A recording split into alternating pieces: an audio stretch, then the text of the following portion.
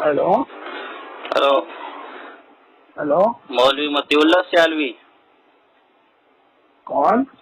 ساجد خان نقشبندی کراچی سے بات کر رہا ہوں۔ بولے۔ میں ذرا یار ایک جگہ یہاں آیا ہوا تھا تو ایک ساتھی نے کہا کہ یار اس سے بات کرو۔ میں نے کہہ رہا وہ تو بالکل جاہل آدمی ہے، کیا بات کریں؟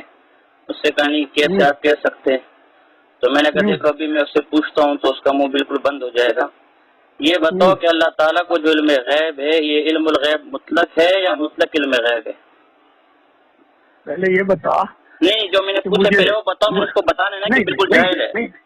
نہیں، پہلے یہ بتاؤ تم نے پہلے میں نے پوچھا ہے نا علم الغیب مطلق ہے یا مطلق علم غیب ہے؟ پہلے میں نے تمہیں کہا تم نے مجھے فضول کہا تھا۔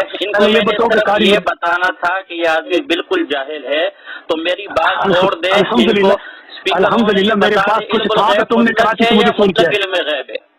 میرے پاس کچھ تھا تو تم نے کراچی سے مجھے فون کیا ہے۔ کر کہتا ہوں کہ علم غیب مطلق اور مطلق علم کی تعریف تجھے نہیں آتی۔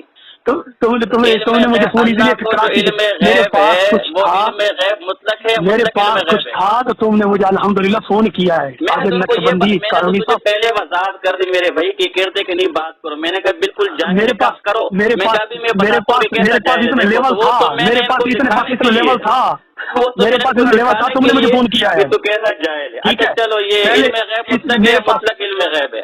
میرے پاس اتنا لیول تھا تو تم نے مجھے فون کیا ہے۔ مجھے پتا ہے میری بات تو نہیں سنے گا، تو صرف اپنی عوام کو دھوکہ دینے کے طریقے کی سنائے گا۔